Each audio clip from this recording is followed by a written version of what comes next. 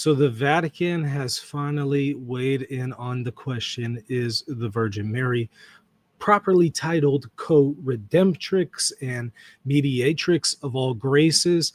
Pretty much everybody has been waiting on this document for years, frankly, but especially in the last week because we heard that this document was coming down the pike. And so both Catholics and Protestants have been eagerly waiting for the document to come out so that we find an answer to those questions. So what's the answer? That's what we're going to explore today, right here on the Michael Lofton Show.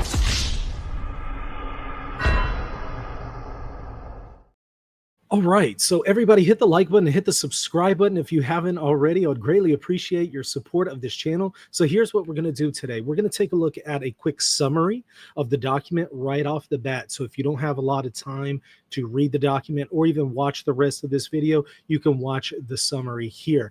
After that, we're going to take a look at some snippets of the document, especially on the question of the concept of co-redemptrix and a few other things.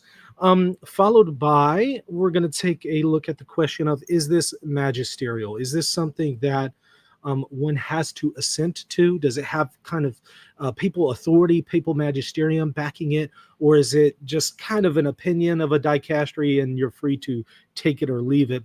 We'll explore that question as well as see some reactions to it. Well, speaking of, there are mixed reactions already. There are some Catholics who love this. They think that this is a very prudent, wise move, very well articulated, measured, balanced. Others are thinking, no, this is a complete disgrace. It's a contradiction with many other popes. It's going against the role of the Virgin Mary. This is against tradition. And so there's already some differences, even just in the Catholic readers of the document. As far as Protestant readers, for what I could tell, on the whole, Protestants are pretty happy with this document, for obvious reasons, right? They're pretty happy because ultimately what the document decided to do is it says no to using the title Co-Redemptrix, and mainly because it's saying it's inappropriate because it can be misunderstood. It's not necessarily negating a certain sense in which you can say the Virgin Mary is co-redemptrix. It's not negating that, although it might be negating certain interpretations of that theology, but it's not outright rejecting the theology altogether, but it's hesitant to use that title because it says it's just too misleading. It's too open to confusion. Ironically, however, the title Mother of God is still retained. A lot of people have felt that that has been misleading, and that is incredibly understood, although that title is still retained in the document as well as some other traditional titles, since that one was affirmed by the Council of Ephesus very early on by an ecumenical council. But co-redemptrix, there's a negative judgment on using the title, but not necessarily some forms of the theology. Similarly with mediatrix and mediatrix of all graces, it basically rules that there's a sense in which it's true, but it urges caution on the use of the title just because it can be misleading. But then it also proposes some other titles that it offers that it thinks are better and less open to that kind of confusion. So again, you know, for those who feel like it's not a good idea to use the title, but I'm on board with the theology, they might see this as a win. Others who were hoping for a dogma of the title and certain expressions, maybe a maximalist understanding of the theology, are very disappointed today. And then Protestants are relatively happy just because they don't affirm mediatrix of all graces at all in any sense. So they're happy to see some kind of negative judgment, even if it's in the use of the title. Okay, so let's take a quick look at a very good summary of the document put out by Vatican News, and then we'll take a look at the document itself. Again, let me remind everybody, hit that subscribe button while I'm pulling up the article here on the screen. Okay, you should be able to see it right around now. Let's take a look at it together. So, doctrinal note on the Marian title, Mother of the Faithful, not Co-Redemptrix. That's the way they titled it. The Dicastery for the Doctrine of the Faith, that's the doctrinal arm of the Vatican. On Tuesday, November 4th, published Mater Populi Fidelis, the mother of the faithful people. A doctrinal note on some Marian titles regarding Mary's cooperation in the work of salvation. So you see, the document is talking about a lot of things, not just the question of Mary as co-redemptrix, but Mary's role in salvation, broadly speaking. It was signed by the prefect, Cardinal Victor Manuel Fernandez, and the secretary for the Dicastery's doctrinal section, and the note was approved by the Pope on the 7th of October in common form, and we'll explain that here in a moment, what that means as opposed to in specific form. So hold tight on that, hang tight. Mater Populi Fidelis is the fruit of a long and complex collegial effort. It's a doctrinal note on Marian devotion centered on the figure of Mary, who's associated with the work of Christ as mother of believers. The note provides a significant biblical foundation for devotion to Mary, as well as marshaling various contributions from the fathers, the doctors of the church, elements of Eastern tradition, and the thought of recent popes. And to that effect, by the way, I have some statistics on that just so you could get an idea of the sources that are used. Biblical verses that are cited, about 20% of the sources that are cited are biblical. 30% are from the church fathers, so patristic citations. And there's maybe about 200, if I recall correctly, somewhere around there. Church councils make up about 3%. Now, the Second Vatican Council, however, is 8%. Because I did ask it specifically to distinguish between preconciliar councils and the postconciliar, Vatican II council, I should say. Sources mentioned before Vatican II, so any kind of sources before Vatican II, 20%. Sources after Vatican II, it estimates 17%, and it also estimates Pope Francis is cited 3 to 4 times. So that's a quick rundown of some statistics there for you that I was able to get on the sources used. Now, in this positive framework, the doctrinal text analyzes a number of Marian titles, encouraging the adoption of some of those appellations and warnings against the use of others. Titles such as Mother of Believers, Spiritual Mother, Mother of the Faithful, which is the name of the document, are noticed with approval in the note. So it's really recommending the use of those. Conversely, the title of Co-Redemptrix is deemed inappropriate and problematic because it just says, look, it's just open to too many interpretations. But again, already some people are pushing back and saying, hey, Theotokos, a mother of God, that's, filled with misinterpretation. And yet it's still used and approved by an ecumenical council. And so what gives, right? The title of mediatrix is considered unacceptable when it takes on a meaning that excludes Jesus Christ. However, it can be used appropriately so long as it expresses an inclusive and participatory mediation that glorifies the power of Christ. So again, no on the use of the term co-redemptrix, just fraught with too many problems. However, there is a sense in which the theology is true, not necessarily an affirmation of the maximalist understanding of it. But on the question of mediatrix, it's saying there's a qualified sense in which that one can be used. It can be used appropriately so long as it expresses an inclusive and participatory mediation that glorifies the power of Christ. The titles Mother of Grace and Mediatrix of all graces are considered acceptable when used in a very precise sense. So it's very qualified in how it understands Mediatrix of all graces. But the document also warns of particularly broad explanations of the meaning of the terms. Essentially, the note reaffirms Catholic doctrine, which has always emphasized that everything in Mary is directed towards the centrality of Christ and his salvific work. For this reason, even if some Marian titles admit an orthodox interpretation through correct exegesis, Mater Populi Fidelis says it is preferable to avoid them. So even if you can interpret Mary as co-redemptrix in a legitimate theologically legitimate way, it just has too much confusion surrounding it, so it says no. In his presentation of the doctrinal note, Cardinal Fernandez expresses appreciation for popular devotion, but warns against groups and publications that propose a certain dogmatic development and raise doubts among the faithful, including through social media. And we're already seeing a lot of people on social media, kind of expressing that sentiment, right? It's interesting to note the dogma of the Immaculate Conception and the Assumption of the Virgin Mary, prior to them being dogmatized by Pius XII and Pius IX, respectively. It's interesting that they first polled the bishops and even looked to popular piety and the sentiments of the faithful before giving yes to that dogma.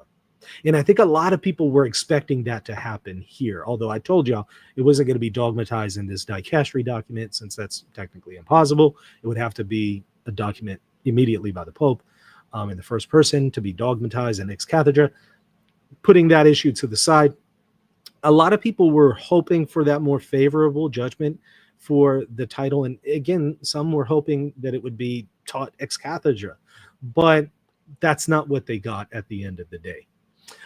The main problem in interpreting these titles applied to Our Lady, he says, concerns the way of understanding Mary's association with Christ's work of redemption. And that's paragraph 3. As far as Co-Redemptrix, regarding the title Co-Redemptrix, the note recalls that some popes have used the title without elaborating much on its meaning. And here, the document, if you take a look at that section, it lists Pope John Paul II, who uses the term 7 times, they specify. So they rightly note some popes have used the terminology. Generally, it includes they have presented the title in 2 specific ways: in reference to Mary's divine motherhood, insofar as she is mother, made possible the redemption that Christ accomplished, or in reference to her union with Christ at the redemptive cross. Now, the Second Vatican Council, the most recent ecumenical council, 1962 to 1965, refrained from using the title for a dogmatic, pastoral, and ecumenical reasons. They just felt that it would cause too many problems with the Protestants, and so they chose not to use it. And that's kind of what's going on here with this Dicastery document. It felt like, look, it would just be too misleading to the Protestants and cause further division between Catholics and Protestants, and maybe even in some sense, some Orthodox as well. And so it's best to just not use it, it concludes. St. John Paul II referred to Mary as Co-Redemptrix on at least 7 occasions, particularly relating this title to the salvific value of our sufferings when they are offered together with the sufferings of Christ, to whom Mary is united specifically, especially at the cross. The document cites an internal discussion within the then Congregation for the Doctrine of the Faith in February of 1996 that had discussed the request to proclaim a new dogma on Mary as Co-Redemptrix or Mediatrix of all graces. There were requests for Pope Benedict specifically, and John Paul II and Benedict, to proclaim it as a dogma. Then Cardinal Ratzinger, before he was Pope Benedict XVI, was opposed to such a definition. I mean, we famously know his judgment was to not use the term, right? Much like Pope Francis, he didn't like the term. Arguing, this is Ratzinger, the precise meaning of these titles is not clear, and the doctrine contained in them is not mature. It is not clear how the doctrine expressed in these titles is present in Scripture and the apostolic tradition. Now, oddly enough, that is the argument that Protestants use against the Immaculate Conception and the Assumption of the Virgin Mary. So some did not like that response from Ratzinger because they felt like, wait, hold on. Isn't that what the Protestants are saying about some of these Marian titles? Others wholeheartedly agreed with him and said, yeah, look, it just doesn't seem at all clear, where in the Bible it teaches Mediatrix of all graces. And so some were happy with it. Later in 2002, the future Benedict XVI expressed himself publicly in this way: the formula Co-Redemptrix departs too great an extent from the language of Scripture and of the Fathers, and therefore gives rise to misunderstandings. Ironically, that was the same argument that was used by some church fathers at the Council of Nicaea to say Jesus is not consubstantial with the Father. So some at the First Ecumenical Council, Nicaea I, said we don't need to use the term Jesus is consubstantial with the Father because that language is not in the Bible. Obviously, the judgment overall of the council was against that and adopted that philosophical terminology to explain that concept. But it's interesting to see some of the arguments being used here by popes like Pope Benedict could be turned around against other things, right? So if you're looking for some consistency, it's going to be a fair question on where's the consistency, right? Whether the conclusion was right or wrong, where's the consistency in some of these arguments? That's a fair question to ask. Everything comes from him, that is Christ, as the letter to the Ephesians and the letter to the Colossians in particular tells us. Mary, too, is everything that she is. Through him, the word Co-Redemptrix would obscure this origin.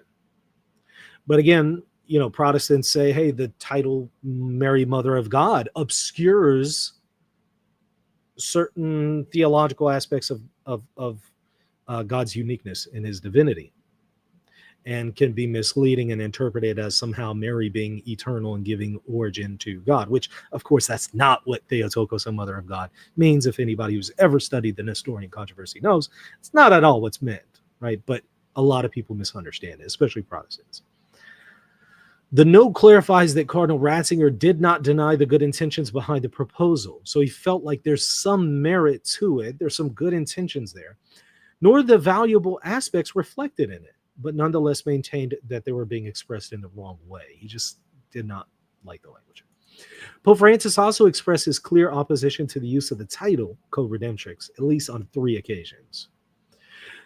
Now, this document was prepared under Pope Francis. It was completed under Pope Leo. And Pope Leo is the one who gave his papal approbation to it. So ultimately, it's Pope Leo's document, but it was begun under Pope Francis. And just because it was begun under Pope Francis, I kind of felt like that was a good indication that there was going to be a negative judgment on the use of the title. And it looks like I was accurate. Tuesday's doctrinal note concludes it would not be appropriate to use the title Co-Redemptrix to define Mary's cooperation. This title risks obscuring Christ's unique salvific mediation and can therefore create confusion and an imbalance in the harmony of the truths of the Christian faith. But again, ironically, isn't that the argument that some Protestants would use against the idea of the intercession of the saints? They would say, no, I thought Jesus is that one mediator, one intercessor.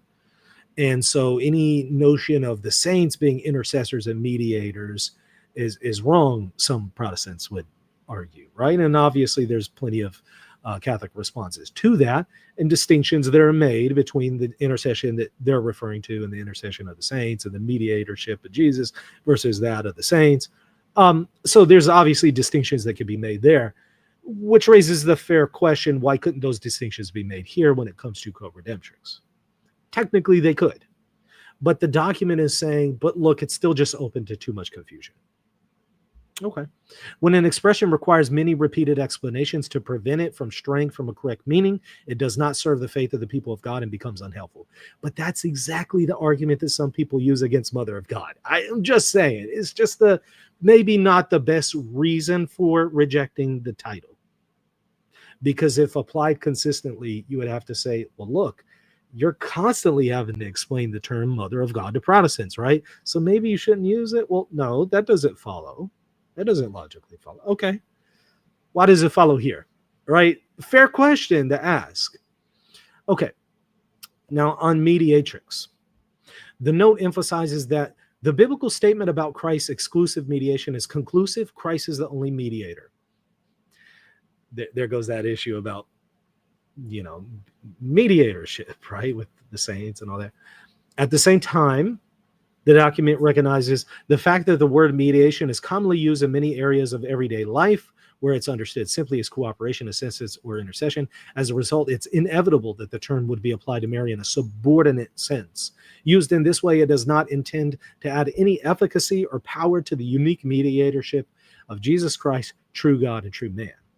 So it's willing to kind of use the term there and make those distinctions there. Further, it is clear that Mary has a real mediatory role in enabling the incarnation of the Son of God in our humanity. Mary's maternal role in no way obscures or diminishes the unique mediation of Christ, but rather shows its power. Understood in this way, Mary's motherhood does not seek to weaken the unique adoration due to Christ alone, but rather seeks to enkindle it, it says. Therefore, the note states one must avoid titles and expressions that present Mary as a kind of lightning rod before the Lord's justice, as if she were a necessary alternative before the insufficiency of God's mercy.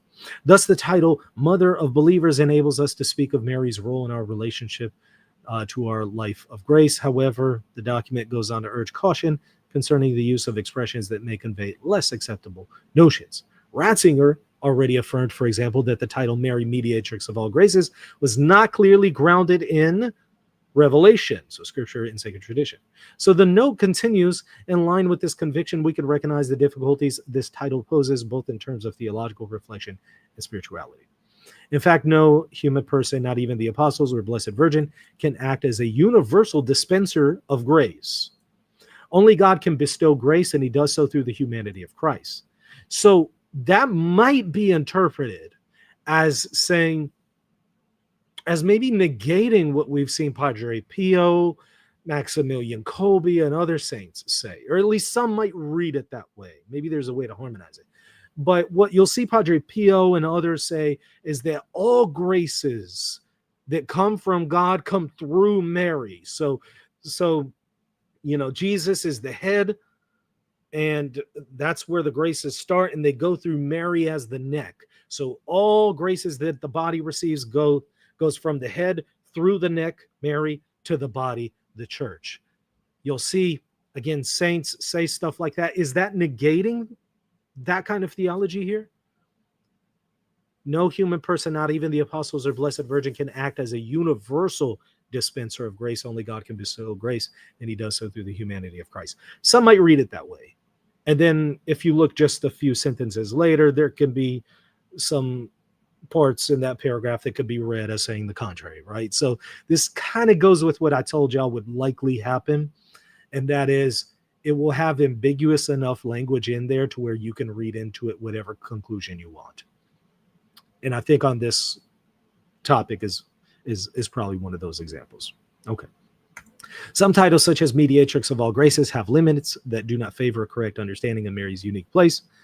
The document adds, in fact, she, the first redeemed, could not have been the mediatrix of the grace that she herself received. So it's saying there's some graces that come from Jesus that she wasn't a mediator of.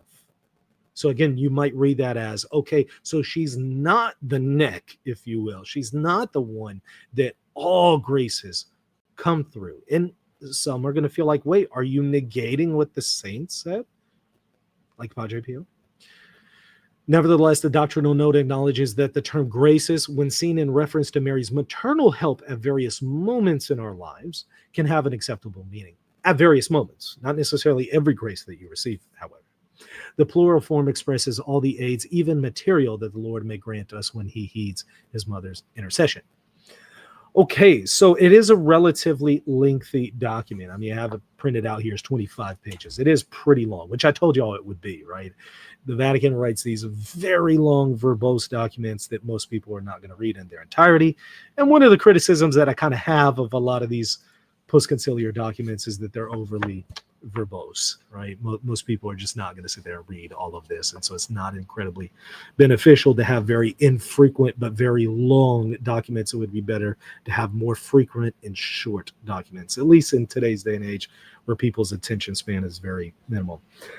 So let's do this. Let's talk about the question of, is this authoritative, right? Is this magisterial? Before we look at some reactions and also some snippets from the document. I wanted to get right up front just a quick overview of the document for those who didn't have any more time to invest into this. That's why I put that up front. But let's talk about some of these other aspects. Go ahead, like I said, hit that like button, hit the subscribe button if you appreciate the content of this channel and this explanation and you want to see plenty more. Okay, so is it magisterial? Okay. I have seen a number of people already saying that it's not magisterial, that, Catholics are free to just dismiss this because it wasn't approved in forma specifica. What does that mean, and is that true? This is an argument that we have seen come up numerous times. Nearly every dicastery document that is controversial, we have seen people employ that argument. Is it correct? Okay. Well, let me show you the document itself. Very clearly right here at the end of the document. You can see it says the Supreme Pontiff, Pope Leo XIV, in the audience granted to the undersigned prefect, together with the secretary for the doctrinal section of the Dicastery for the Doctrine of the Faith on October 7th, memorial of Our Lady of the Rosary, approved the present note. So the Pope approved the present note. Decided upon it in the ordinary session that this dicastery on the 26th of March, 2025, and he ordered its publication. So, what does that mean? Okay, well, if you take a look at Donum Veritatis, document I constantly am citing to y'all, and I always am bringing up paragraph 18, for example, here's what it says. The Pope fulfills his universal mission with the help of various bodies of the Roman Curia. That's your dicasteries, Dicastery for the Doctrine of the Faith, on the Sacraments, there's a number of dicasteries, right? And in particular, with that of the Congregation for the Doctrine of the Faith. That's the old terminology for now, Dicastery for the Doctrine of the Faith. Pope Francis changed the title. In matters of doctrine and morals, consequently, the documents issued by this congregation, that's the Dicastery for the Doctrine of the Faith, expressly approved by the Pope, participate in the ordinary magisterium of the successor of Peter. So now ask the question, was this expressly approved by the Pope? Well, here in the document it says that the Pope approved the present note. So answer is yes, it was expressly approved. Ergo, it participates in his ordinary magisterium. So yes, it is papal magisterium. What kind of obligation, what kind of assent is owed to that? The profession of faith makes it very clear. The concluding paragraphs, third paragraph, that those teachings of the Pope that are non-definitive in nature, that are not irreformable, require religious submission of intellect and will. Okay? So yes, the document requires religious submission of intellect and will, albeit it's on a lower end of the scale. Why is that? Because dicastery documents approved by a pope are lesser than documents written by the Pope and promulgated by the Pope personally. So an encyclical, for example, that's going to outweigh or be higher in the scale than something like a dicastery document approved by the Pope. Both are in the papal ordinary magisterium, but one is higher than the other, because one is expressly a document of the Pope, another is a document of a dicastery merely endorsed by the Pope. And he can endorse it in one of two ways. Now, you'll notice Dona Veritatis indicates he just has to approve of it for it to be magisterial. It doesn't make a distinction between in forma specifica, in common form or specific. It doesn't make that distinction. So it's encompassing both in any kind of way. Either way, in common form, specific form, it's magisterial. But there is a distinction between the two. What is the distinction? If the Pope approves something, what's called in common form, in forma specifica, it's a little bit higher than if he approves of it in common form. It's just a little bit lower on the scale of how authoritative the papal document is. Both of those, however, are lower than something like a papal encyclical where the Pope is personally promulgating it rather than through a dicastery. Okay? So in forma specifica is a little bit higher than a, dicastery document approved by the Pope in common form, a little bit higher, but both are going to be lower than something like a papal encyclical, certainly less than an apostolic constitution. Okay? So why are some people saying that it's not magisterial? Well, I have seen some people say that it's not magisterial because, here we go. This person says, Bree Solstad, she says, thankfully the Pope did not approve the note in forma specifica, she says, so I can ignore it. And it holds no binding power. The Holy Spirit is always protecting. Good question for y'all. Does the Holy Spirit protect non-infallible and non-definitive papal teachings? There's a question for you. But tabling that issue, She says she doesn't have to hold to it. She can ignore it. It holds no binding power because it's not approved in forma specifica. Is that correct according to what the Dicastery itself says about such documents? Is that correct based on what the Magisterium says about such documents? Well, that's incorrect. Whether in common form, in specific form, either way, it is still something that is owed religious submission of intellect and will to. It is part of ordinary papal magisterium. So that's incorrect. Where do they get this from? Because they say that every time. It's usually the same crowd. They say every single time. And it's usually only with things in conclusions that they don't like. They'll only bring it out whenever they don't like the conclusion.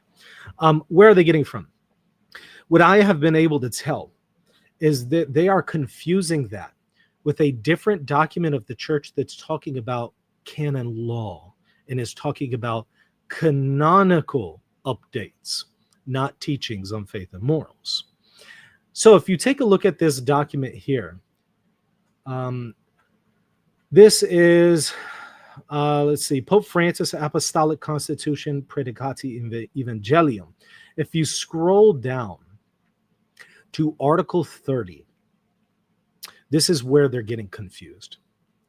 A curial institution, that's going to be like a dicastery, cannot issue laws or general decrees having the force of law, nor can it derogate from the prescriptions of the current universal law, except in individual and particular cases and with the approval of the Pope in forma specifica. That's where they're getting that from. Now, let me ask you a question. This dicastery document that we're looking at today, is this a modification to universal law and laws? No, it has absolutely nothing to do with universal laws and law. It's about theology. It's not about canon law. The two are completely unrelated, right? So the idea that it has to be approved in forma specifica in order for it to be papal magisterium is a misreading of this document that's about canon law and laws. Now, there are documents of the magisterium that are canonical and impact canon law. And if there's going to be a dicastery document that changes canon law, it does have to be in forma specifica to be authoritative. It does. But if it's not about canon law, if it's just about faith and morals, like our present document, then no, it doesn't have to be in forma specifica. It just needs to be expressly approved by the Pope in some kind of way, according to Dona Veritatis 18. Okay, so this is why people who don't know maybe the Magisterium very well need to perhaps avoid trying to do this kind of stuff. This is, in fact, the reason why I tell y'all, look, get my course on the Magisterium, rtcourses.com. In fact, let me just pull it up real quick and just show y'all. I have gone over this stuff in a great deal of detail. 30 lectures that I teach at the university level, explaining everything that I've explained to you in much more detail, showing you the documents of the church and explaining everything else you need to know about the Magisterium. Don't attempt to do theology and talk on the Magisterium and about the Magisterium until you've really done the proper formation on the question. A good way to do that is through my lectures, rtcourses.com. Click on the Magisterial Studies program, and you'll get it at a bundled price, a discounted price. You're saving $300. So take advantage of that. rtcourses.com explains to you everything you need to know about the Magisterium, what it is, so an introduction to it, how it operates, the history of the Magisterium, all 21 ecumenical councils, major papal documents. We look at all of it, and then how to evaluate magisterial documents. That third lecture, third course, I should say, has all the lectures on how to read these documents and know how authoritative something is and if it's magisterial or not. It would be unwise to attempt to weigh in on these things without having done the necessary training in it. In the same way, look, it would be very unwise for me to perform an open heart surgery. I don't know anything. I don't know anything about any of that, okay? I don't know. Who does that? I don't even know what kind of... is that a cardiologist that does that? I don't know. I don't even know the name of the doctor, okay? I have no business being in an operating room, okay, and doing all that. So I don't have the training. Okay. So we need to avoid throwing out fancy statements like, hey, well, it wasn't approved in forma specifica, so I can reject it. Let's avoid that unless we know what we're talking about. But be that as it may, in conclusion for this part, is it magisterial? Yes. On the lower end, however. But as I remind y'all, as far as magisterial documents, you have to ask also what exactly is being asserted and taught in the document, because it's what is taught in the document that's authoritative and requires religious submission of intellect and will. If there's just an expression of an opinion in the document and it's not being taught, that's obviously not binding. And you can find opinions being expressed, not taught, within magisterial documents, right alongside of things that are being taught. So it's somewhat of an oversimplification to even say, is it magisterial? Yeah, I know what people mean by that. Yeah, it's magisterial. And if we're going to get a little bit more specific than that, the teachings that are proposed in it are magisterial. Any opinions that are expressed in something like a magisterial document are still opinions, right? And by the way, I'm not necessarily saying that what's being expressed here on the question of Co-Redemptrix is an opinion. It's not. It's not an opinion.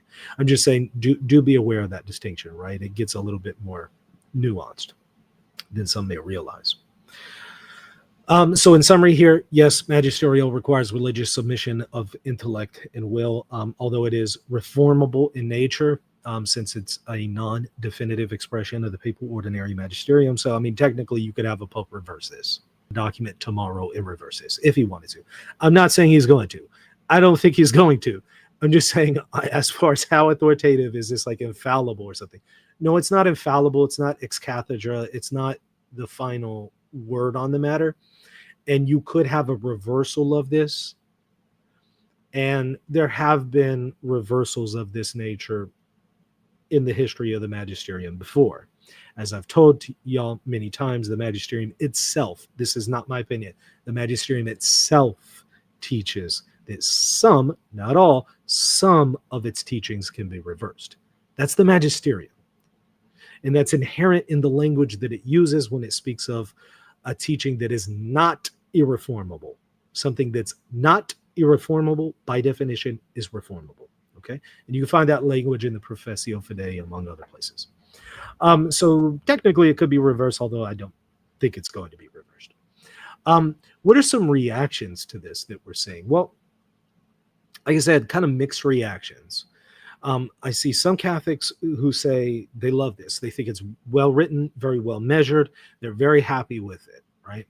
They feel that it walks a nice fine line. It's affirming some of the theology, not all, but some of the theology behind the idea of co-redemptrix and mediatrix of all graces. So it's giving that, but it's not using the title co-redemptrix because that would be imprudent. And so, you know, if you're of that mentality, you're going to love the document. If you wanted to see this dogmatized, you're going to be upset. If you think, who cares what the Protestants think? Who cares if they misunderstand it? We need to use our language, whether they like it or not, whether they misunderstand it or not. If you have that view, you're probably going to be a little bit more critical of this document. Protestants who reject any use of the term co-redemptrix, both in its theology and the title, are relatively happy with the document. For example, Wes Huff says this is a good move. So Wes Huff is a Protestant evangelical. He says, if true, this is definitely a good move for the Roman Catholic Church. If what is true, if the Vatican has declared that the title co-redemptrix should no longer be used for Marian. Well, that is true as far as the title, right? So he says that's a good thing. James White goes by Whitebeard on Twitter. So Whitebeard is weighing in on the question. For him, he sees this as a falsification of the Catholic system because it seems like he thinks that this disproves papal infallibility somehow. He says the utter emptiness of Rome's claim of infallible teaching authority will be demonstrated to any semi-unbiased observer by this document. Why? Easy. Benedict XV, remember Ratzinger took the name Benedict XVI, in 1918 in his apostolic letter wrote the following, and then he wrote, the fact that she was with her son crucifying and dying was in accord with the divine plan. To such extent did she suffer and almost die. With her suffering and dying son, to such extent did she surrender her maternal rights over to her son for man's salvation and immolated him insofar as she could in order to appease the justice of God, that we may rightly say she redeemed the human race together with Christ. And you find that language very commonly in many of the popes and many of the saints, saying that she made atonement. That's a quote, made atonement, made sacrifice, redeemed the human race. And there's different interpretations and different senses in which some people have expressed it, but you'll find that language in some popes and some of the saints. And so here he's saying this is being negated by the document, and for him that's a falsification event of the church's infallible teaching authority. I don't know if James White is under the impression that the apostolic letter in question was infallible, and this is an infallible negation of it, and therefore I don't exactly understand why the question of infallibility is brought up. But he feels that like this is a negation of previous papal documents at the very least. Michael Haynes, who's more of the kind of traditionalist Catholic perspective, he says, in 1908, the Vatican's Congregation of Rites expressed the wish that, quote, the devotion of the sorrowful mother may increase and the piety of the faithful and their gratitude towards the merciful Co-Redemptrix of the human race may intensify, end quote. So presumably he's quoting this to basically say that, you know, the document that was released is somehow going against another pope who was in favor of using the title. And, you know, the document itself, admittedly, in fairness to Fernandez and Pope Leo, the document itself does expressly indicate that some popes have used that title before, and it attempts to account for why they used it, but why it shouldn't be used today. So there is a section on that.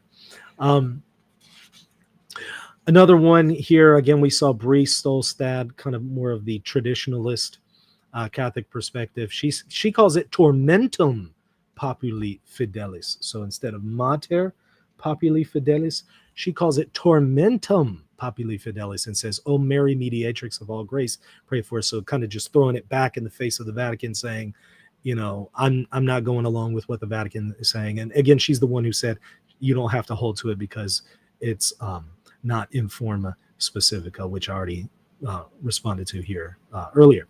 Another person is saying Mary is the mediatrix of all graces. Less than a century ago, there was even a mass for this exact title, which your grandmother would have found in her hymnal, which, if I recall correctly, again, the document isn't negating that she's mediatrix of all graces. It's just urging caution. But here he has a little screenshot of something that your grandma evidently would have used, the Blessed Virgin Mary, mediatrix of all graces. So for whatever that's worth, there's that. You know, another account here, this is LifeSite News, rebranded under Sign of the Cross. They went through some rebranding, renaming. St. Pius X supported Mary as co-redemptrix. So I guess they're posting that to kind of negate the conclusion that Pope Leo came to. Okay, another one says, Our Lady Co-Redemptrix, pray for us. So again, some are just kind of saying, I don't care what the Vatican says, we're going to go for it. We're going to keep using this. And again, in others are saying, no, I think that the Vatican made the right move and we shouldn't use that title, even if there's some truth to the theology. This is an interesting point mentioned by one commenter. Another funny thing to note, it's kind of a side note, but it is an interesting point worth considering.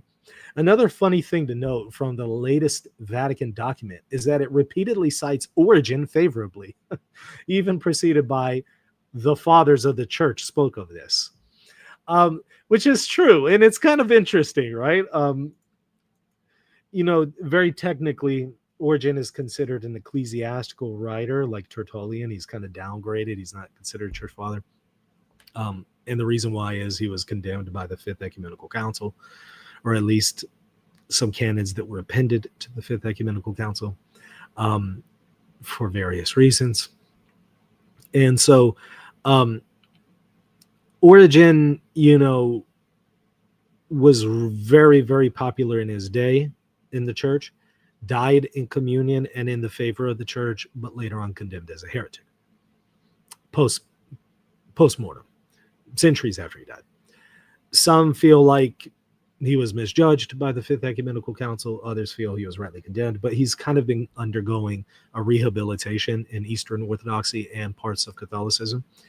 Some might feel like, hey, this is part of that rehabilitation because he's being cited as a father of the church. And I did verify it is true. It does mention the fathers of the church spoke of this. And then the first one that it mentions is Origen, right? So it's something interesting to consider. Are we seeing Origen making a comeback? Or is this reading too much into it? It'll be interesting to see what happens with old Origen and if there's any kind of judgment that will be made on whether or not he was falsely condemned and thrown under the bus, or rightly condemned and shouldn't be identified as a father of the church. So it still remains an open question. Wow. A couple others that I wanted to show to you here. Let me pull up this screenshot. Here's another reaction. Somebody asked, what was the motivation for issuing the document? It tells us at the very beginning in the presentation part, I think it's like the first paragraph. The present note responds to numerous requests and proposals that have reached the Holy See in recent decades regarding questions pertaining to Marian devotion and certain Marian titles. So the Vatican says they received numerous requests to clarify the question. Okay. So this is saying here, or this commenter says, just like the term worship may risk confusion, it was used by St. Alphonsus and Louis de Montfort, Pius IX, and Leo XIII, Father Faber, in reference to Mary, the worship of Mary. And so his point is, hey, it's confusing when, Catholics speak of the worship of Mary, but we Catholics can still use that term and say that we worship Mary in that qualified sense of veneration, not latria. We do have to explain the faith, so the risk is worth it, he says. When others out of print have turned to dust and been long forgotten, these authors and their explanations will be of perennial value. So he's one of those who says that who cares what the Protestants say, and who cares if they're misunderstanding it? And yeah, we might have to explain ourselves, but we should still use it anyway. So it's a question of prudence, right? It's a prudential question. The Vatican is saying prudentially, no, this is not a good move. But again, is there some consistency on the point? What about Mater Dei? Theotokos, right? Okay. Another person says, it shall not be followed. And he's got Our Lady of Guadalupe as a profile picture. So this would be a Catholic, right? So he is not going to follow it. He's just rejecting it. So again, I think the people who are really hoping that there would be some kind of dogmatization to the title, they're not happy. And some, probably not all, but some of them are just going to ignore the document, and they're attempting to argue it's not magisterial. Or if it is, they don't care. They can just reject it anyway. Others are, again, pretty happy with the document. There's some people who are kind of somewhere in between and feel like, okay, I get where it's coming from, but don't know if this was the best judgment. I hope that maybe it will be overturned. And so, there's different views, as I expected there to be, just because this is a topic that has been widely debated in the church. And there are some very strong perspectives on opposing ends on this question, both in the use of the title and in the theology of Redemptrix, Co-Redemptrix. Again, some have a minimalist, and the document talks about it more in the footnotes, a minimalist view of what that means, only insofar as the Virgin Mary said yes, the fiat said yes to the incarnation. Only in that sense does she participate in the work of redemption. Others have a more maximalist view, saying that she's participating in the sufferings of Jesus on the cross and has a participatory role in the atonement itself. And they'll say, well, Simeon says that her heart will be pierced. Her pierce was hard at the crucifixion. Ergo, she's suffering with Jesus at the crucifixion for the atonement and forgiveness of sins. So there's that maximalist view. And then there's everything in between. And there's Catholics that range from, the very minimalist view all the way to the maximalist view. If you're maximalist, you're not happy with this document today. If you're minimalist or a step up above that, you might be happy with this document. Okay, so that is the long story short. If y'all want, we can go into this in more detail in a future video, but I wanted to try to keep this under an hour to make it brief for people who don't have time to go through the entire thing extensively. We didn't have time to go through the entire document just because it's pretty lengthy, like I said.